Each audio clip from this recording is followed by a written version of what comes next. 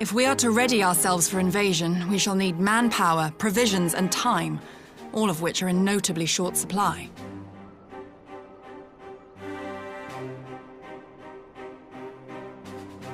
Candid as ever, you giddy. And correct, I concede. Fortunately, I have an idea.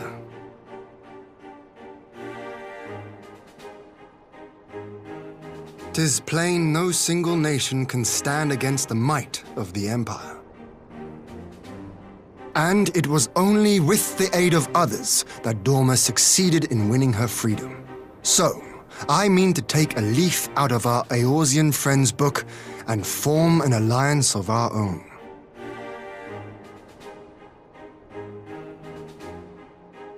In addition to those with whom we already share an understanding, I would reach out to Hingashi and Suinosato, and further afield to the myriad peoples of Nangsha and Dalmasca. I am under no illusion. Not all will answer the call. Yet disparate though we may be, we are united in our desire for freedom. If our neighbors could be made to see what is at stake, Asian machinations and all, cooperation need not be so far-fetched a notion. It may even seem practical. Under the guidance of our former leader, Master Louis Soir, we once strove to unite the fractious city-states of Eorzea. I dare say that experience shall be of use in your endeavor. We should be glad of your wisdom. For the record, I would have been in favor of this plan even if it hadn't been my grandfather's, but I have to ask, how will we secure the time to carry it out? Not that anyone has forgotten, but the Garleans have airships, lots and lots of airships. Should they catch wind of our plan, they could send an armada to overwhelm us before our alliance had even begun to take shape. Not if we deny them access to the skies.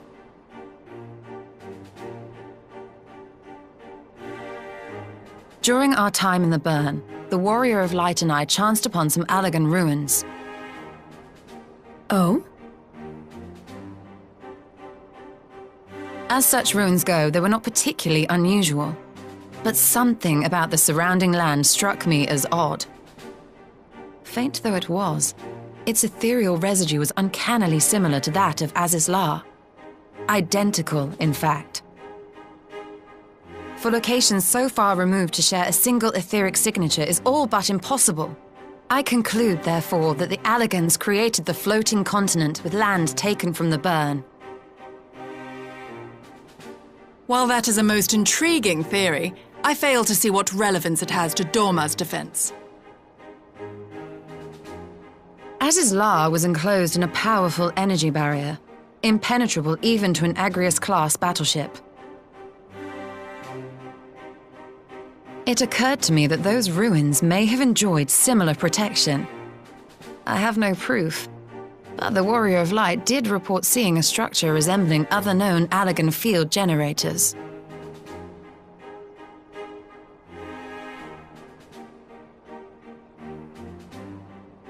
All right.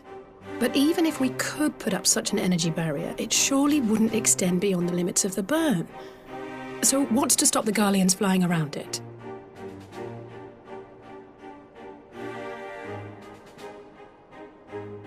Fuel. The Dalmascan capital, Rabanasta, was a key Imperial refueling point in the east.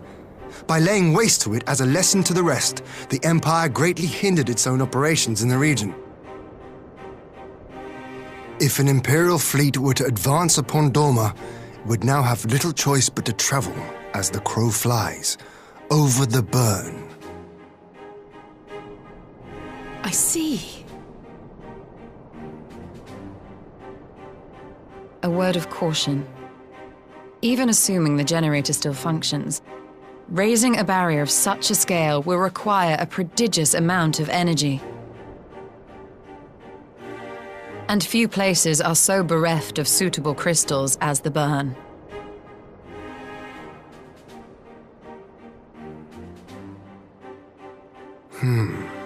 A source of energy.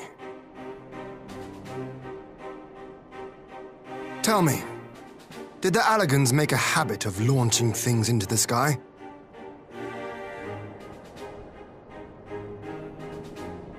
A curious question. Besides Azizlar, I know of only one other notable instance. The Red Moon Dalamud, whose fall triggered the calamity.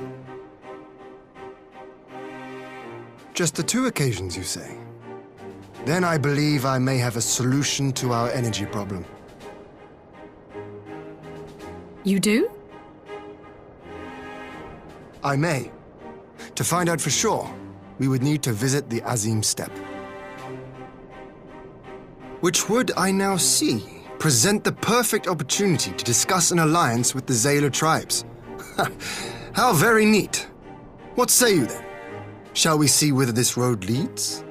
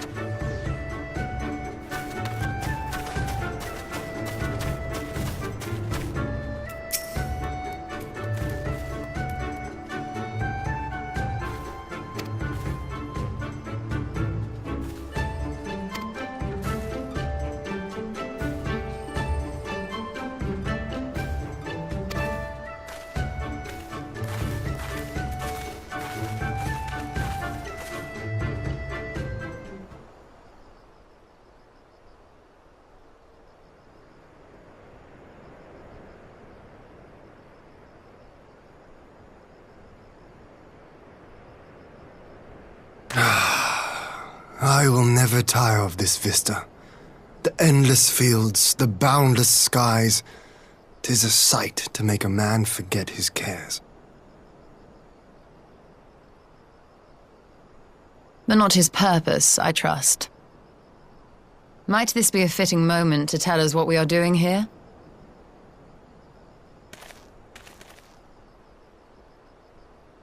Of course. During my time with the mole, I learned some few myths of this land. One goes thus. In the distant past, when all seemed doomed, a wayfaring soul came unto the steppe. Venturing into the northern crag, he received of Nama a sliver of her essence, a shard of the shining moon, and with it clove the tainted land from the earth. The end thus averted, to these fields did the wayfaring soul return, and venturing once more into the northern crag, he buried the shard, and made unto the heavens an offering of blood.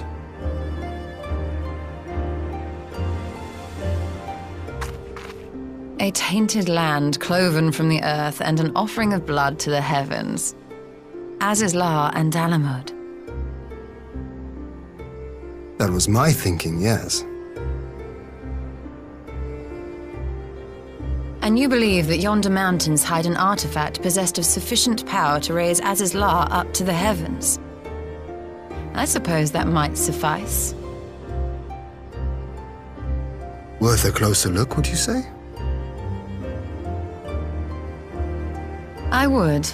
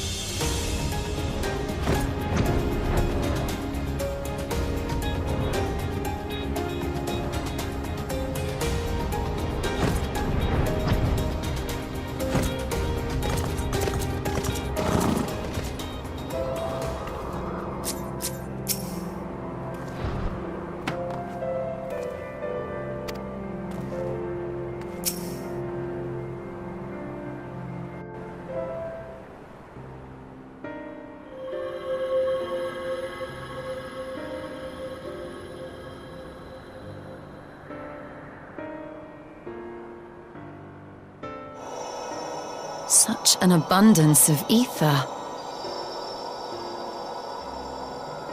Are we in luck? We are.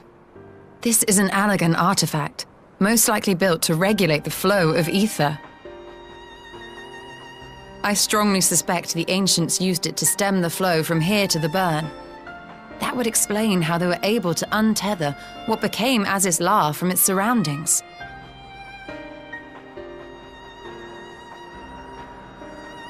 But were we to throw open the floodgates, the resultant deluge would surely be sufficient to raise our wall. And in restoring the flow, we may also restore life to the wasteland.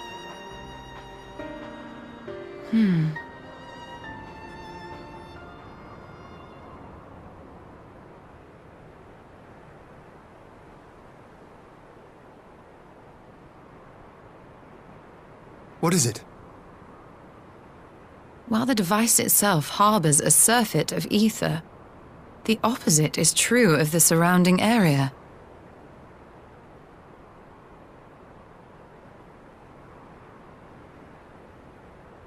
An effect of regulation, perhaps. A similar phenomenon seemed to be occurring in Doma.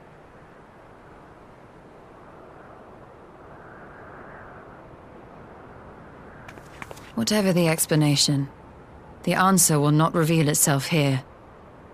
We have seen what we needed to see. Let us return to Mol Ilo.